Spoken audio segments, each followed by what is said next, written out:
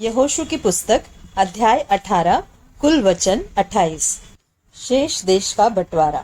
फिर इस्राएलियों की सारी मंडली ने शीलो में इकट्ठा होकर वहां मिलाप वाले तंबू को खड़ा किया, क्योंकि देश उनके वश में आ गया था। और इस्राएलियों में से 7 गोत्रों के लोग अपना अपना भाग बिना पाए रह गए थे। तब यहोशू ने इस्राएलियों से कहा, जो देश तुम्हारे पूर्वजों के परमेश्वर यहोवा ने तुम्हें दिया है, उसे अपने अधिकार में कर लेने में तुम कब तक ढिलाई करते रहोगे?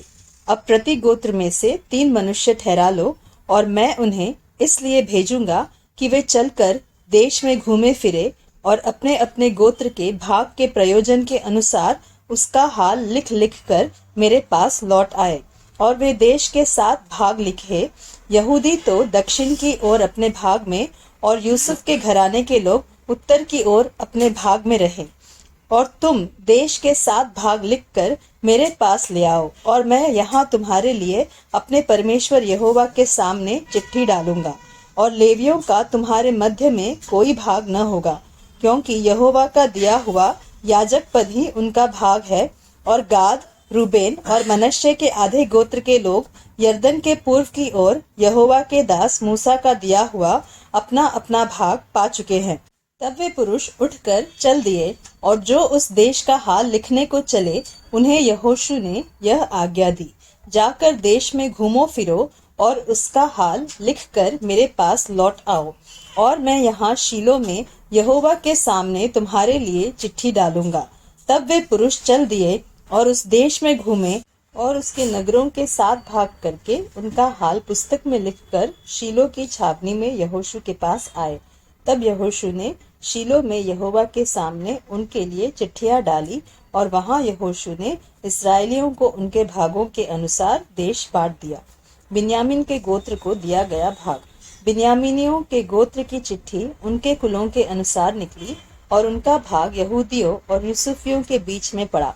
और उनकी उत्तरी सीमा यरदन से आरंभ हुई, और यरीहो की उत्तरी ओर से चढ़ते हुए पश्चिम की ओर पहाड़ी देश में होकर बेतोवेन के जंगल में निकली। वहां से वह लूज को पहुंची, जो बेतेल भी कहलाता है, और लूज के दक्षिणी ओर से होते हुए निचले बेथोरोन के दक्षिणी ओर के पहाड़ के पास अत्रोद्दार को उतर गई। फिर पश्चिमी सीमा मुड़ के बेथोरोन के सामने और उसके दक्षिण की ओर के पहाड़ से होते हुए किरियतबाल नामक यहूदियों के एक नगर पर निकली, जो किरियत यारीम भी कहलाता है। पश्चिम की सीमा यही ठहरी। फिर दक्षिण की ओर की सीमा पश्चिम से आरंभ होकर किरियत यारीम के सिरे से निकलकर नेप्तो के सोते पर पहुंची, और उस पहाड़ के सिरे पर उतरी, जो हिन्नोम के पुत्र की तराई के सामने और रपाइम नामक तराई के उत्तरी ओर है। वहां से वह हिन्नोम की तराई में अर्थात यबूस के दक्षिणी ओर होकर एन रोगेल को उतरी। वहां से वह उत्तर की ओर मुड़कर एन शेमेश को निकलकर उस गलीलोत की ओर गई, जो अदुमीम की चढ़ाई के सामने है। फिर वहां से यह रूबेन के पुत्र बोहन के पत्थर तक उतर गई। वहां से वह उत्तर की ओर जाकर अराबा के सामने के पहाड़ की ओर से होते हुए अराबा को उतरी। वहां से वह सीमा बेथोगला के उत्तरी ओर से जाकर खारे ताल के उत्तर ओर के कोल में यरदन के मुहाने पर निकली। दक्षिण की सीमा यही ठहरी, और पूर्व की ओर की सीमा यरदन ही ठहरी। बिन्यामीनियों का भाग चारों ओर की सीमाओं सहित उनके कुलों के अनुसार यही ठहरा।